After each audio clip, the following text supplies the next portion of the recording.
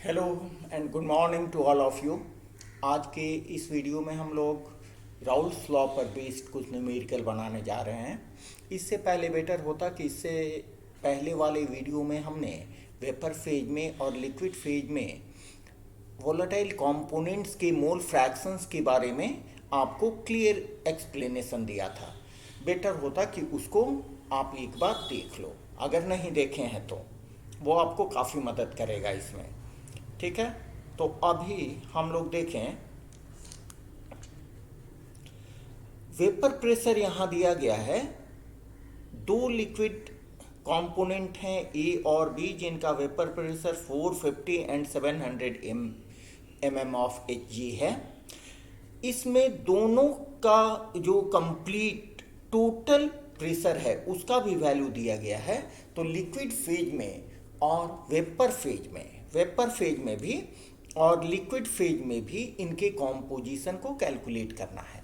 ठीक है, इसके लिए हम लोग यूज करेंगे Dalton's law of partial pressure और Raoult's law for two volatile components. आइए देखते हैं।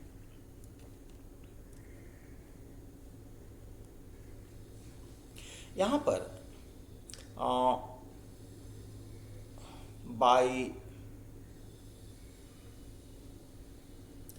डाल्टन्स लॉ से हम क्या जानते हैं कि अगर P को टोटल प्रेशर लिया जाए और A कंपोनेंट का वेपर प्रेशर को PA से लिया जाए, पार्शियल वेपर प्रेशर को, और B कंपोनेंट के पार्शियल वेपर प्रेशर को PB से, then we can write P is equal to PA plus PB। ठीक है, और from Raoult's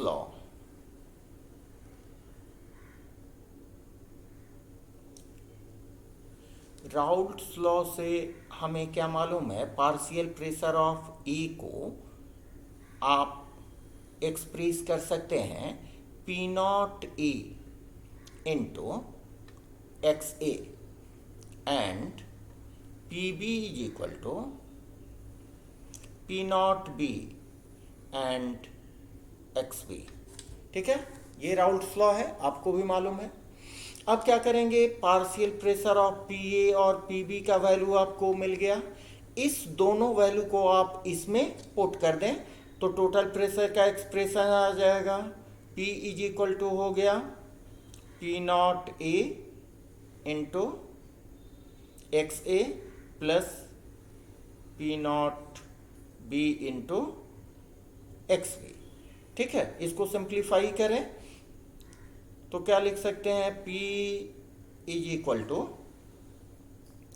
P not A into x A plus P not B, और यहाँ एक्स बी के बदले आपको पता है हम दे सकते हैं 1 माइनस एक्स ए, ताकि हमारा कैलकुलेशन आसान हो जाए। ठीक है, तो अब क्या होगा, और P इज इक्वल टू, ये हो गया P not A into x A plus P not B minus P not B into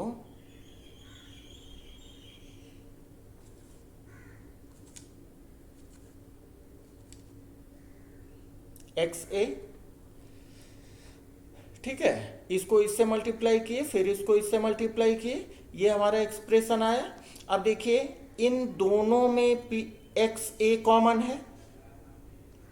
ठीक है, तो इसको सिंपल वे में हम और ऐसे लिख सकते हैं, P is equal to P not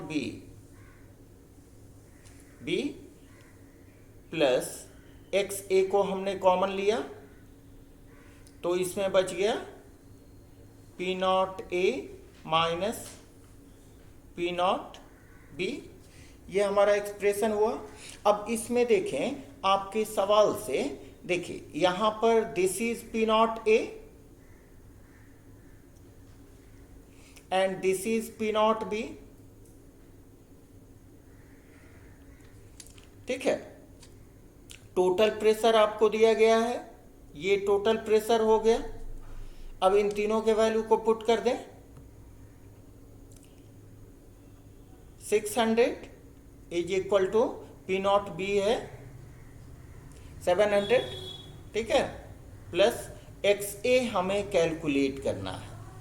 P A को आप रख दें 450 माइनस 700, ठीक है, इसको इधर लाओ तो ये हो गया -100 इज इक्वल टू, ये हो गया, इसको सब्ट्रैक्ट करेंगे तो -250 एक्स ए, और x A is equal to कितना हो जाएगा, ये माइनस माइनस कैंसिल, 100/250, ठीक है। सॉल्व करेंगे तो कितना आएगा 0.4, ये आ गया एक्स ए का वैल्यू। तो एक्स बी का वैल्यू क्या हो जाएगा जी,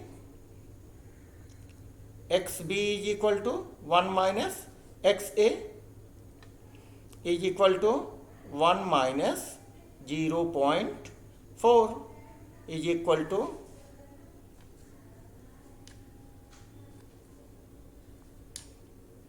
0.6। ये आ गया आपको एक्स बी का वैल्यू। अब आपको मोल फ्रैक्शंस लिक्विड मिक्सचर में कैलकुलेट हो गए, तो अब वेपर फेज में मोल फ्रैक्शन कैलकुलेट करने का फॉर्मूला क्या है, इससे पहले वीडियो में हमने बताया है, इसको लिखिए। In vapour phase the expression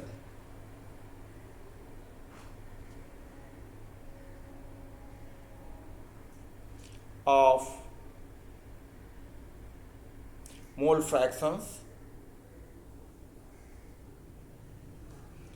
of A and B can be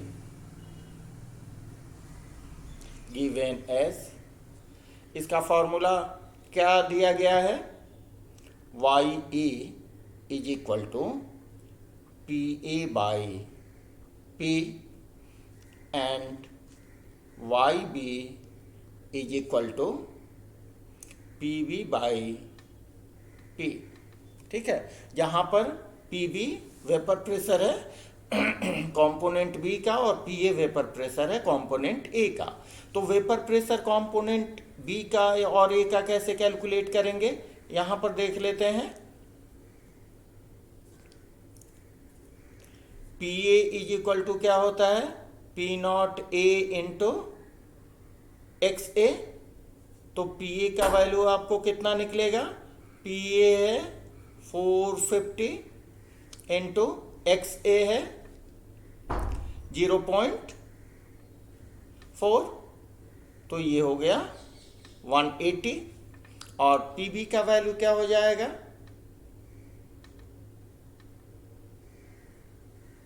PB is equal to P not B into x B is equal to 7, P not B कितना है 700 इंटू 0.6, ये हो गया 420, ठीक है।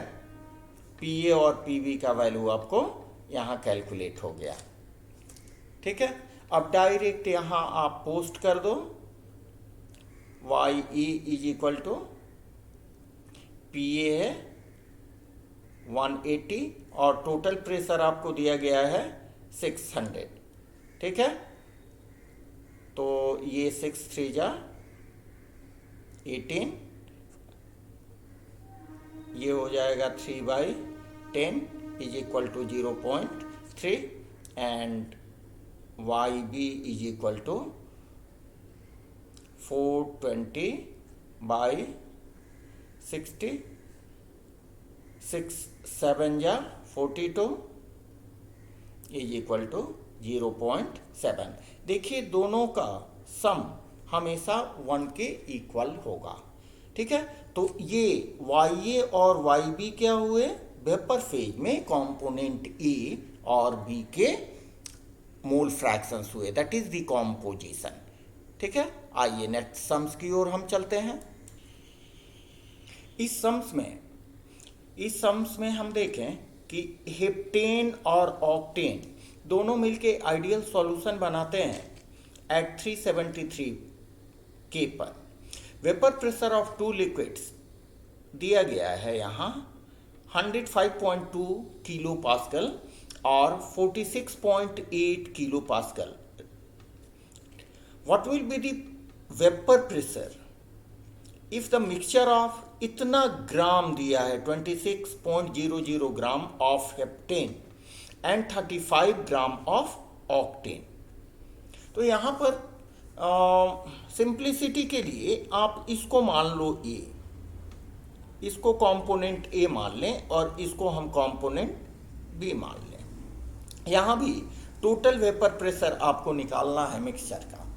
तो मिक्सचर का टोटल वेपर प्रेशर निकालने के लिए यहाँ भी यूज करेंगे राउल्ट्स लॉ और डाल्टन्स लॉ। डाल्टन्स लॉ से क्या देखेंगे, P is equal to PA plus PB, और राउल्ट्स लॉ से क्या हमें मिलेगा, and PA is equal to P not A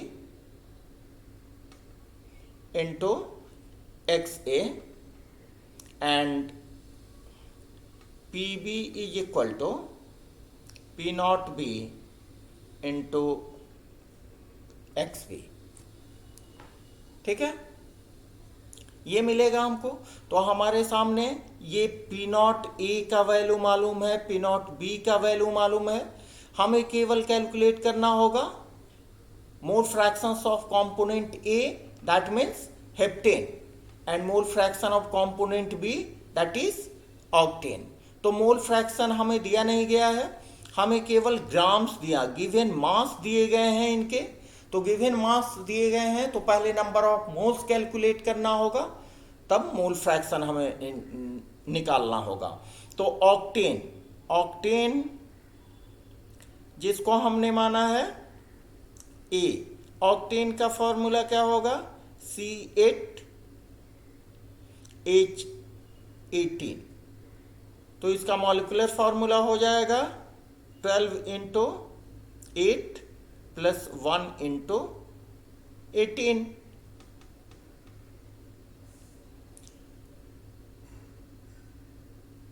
heptane, first heptane है,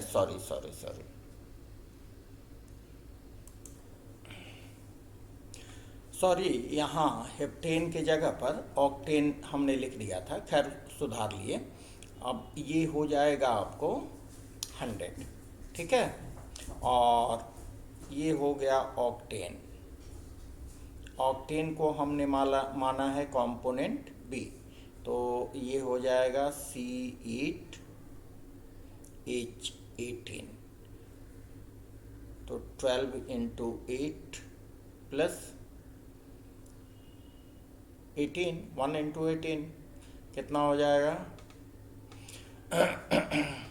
114, और ये 100। अब दोनों का मोल फ्रैक्शंस आप निकाल लो। नंबर ऑफ मोल्स पहले निकाल लें। Na मीन्स हेप्टेन के लिए गिवन मास कितना दिया हुआ है, गिवन मास 26 ग्राम, 26, ठीक है, 26 बाई 100, तो ये तो हो गया 0.26, and NB is equal to ये हो जाएगा 35.114, ठीक है। इसको सॉल्व करेंगे तो आएगा 0.307। ये मोल फ्रैक्शन ऑक्टेन का और ये मोल फ्रैक्शन हेप्टेन का, जिसको हमने ए माना है। तो अब नंबर ऑफ मोल्स, तो मोल फ्रैक्शन हेप्टेन का मोल फ्रैक्शन क्या हो जाएगा 0.26 डिवाइडेड बाई 0.26 प्लस 0.307। ठीक है, हो गया। तो इसको हम सॉल्व करेंगे तो हमारा आएगा 0.458। इसका मोल फ्रैक्शन मिल गया हेप्टेन का। और ऑक्टेन का mole fraction NB is equal to 0.307, 0.27 plus 0.307। Solve करने पर ये आएगा 0.541। ठीक है, ये मोल फ्रैक्शन हुआ। अब मोल फ्रैक्शंस हमें मिल गए, हमें प्रेशर मालूम है इन प्योर फॉर्म, तो पार्शियल प्रेशर का वैल्यू हमें मिल जाएगा, PA और PB का वैल्यू मिल जाएगा, जिनको ऐड कर देंगे तो टोटल वैल्यू हमें कैलकुलेट हो जाएगा। ठीक है, आइए इसको भी कर लेते हैं। PA इज इक्वल टू हो जाएगा P0A इंटू XA। तो P0A है 105.2, 105.2 किलो पास्कल इंटू 0.458। ठीक है, इतना हुआ। इसको सॉल्व करेंगे तो आपका आएगा 48.18 kilo pascal. And PB is equal to P0A P0B into XB। P0B है आपका 46.2 किलो पास्कल मल्टीप्लाइड बाई 0.541। यहाँ ध्यान रखेंगे कि कोई वैल्यू मिस नहीं करेंगे। आप इसको सॉल्व करेंगे तो आएगा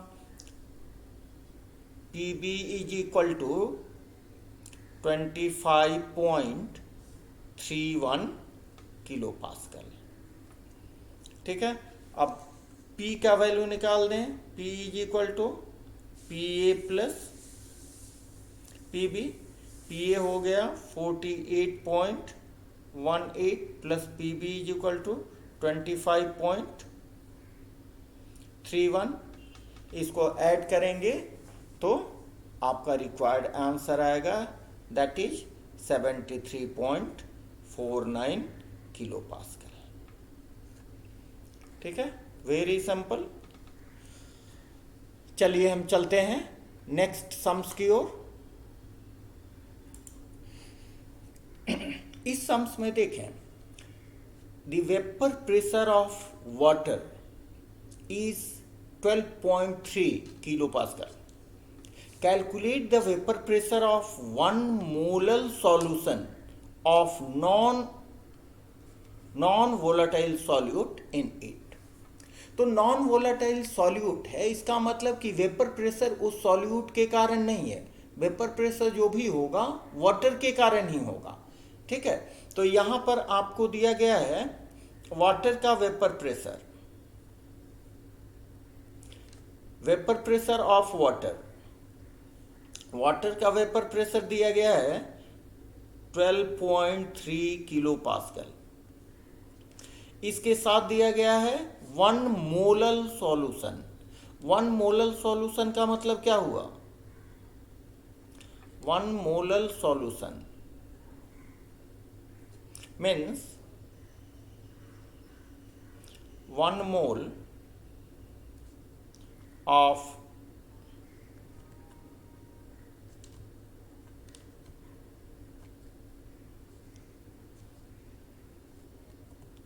solute in 1000 gram of water. इससे क्या हमको मिला? 1000 ग्राम ऑफ वाटर है, हमें वाटर का ही वेपर प्रेशर कैलकुलेट करना है। तो वाटर का गिवन मास दिया गया है 1000 gram, given mass is equal to 1000 gram. तो number of moles of H2O क्या हो जाएगा, NH2O is equal to 1000 by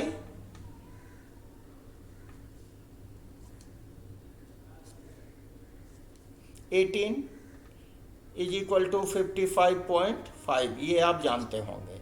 ठीक है, तो मोल फ्रैक्शन से इसका निकाल लेंगे। मोल फ्रैक्शन ऑफ वाटर का मोल फ्रैक्शन क्या हो जाएगा, 55.5 डिवाइडेड बाई सॉल्यूट है 1 मोल, तो 1 प्लस 55.5। ठीक है, ये हो गया मोल फ्रैक्शन ऑफ वाटर। आपको निकालना क्या है, vapour pressure of 1 molar solution of non electrolyte in it. Solution का वेपर प्रेशर निकालना है, तो वेपर प्रेशर सॉल्यूशन का निकालने के लिए आप क्या करेंगे, P इज इक्वल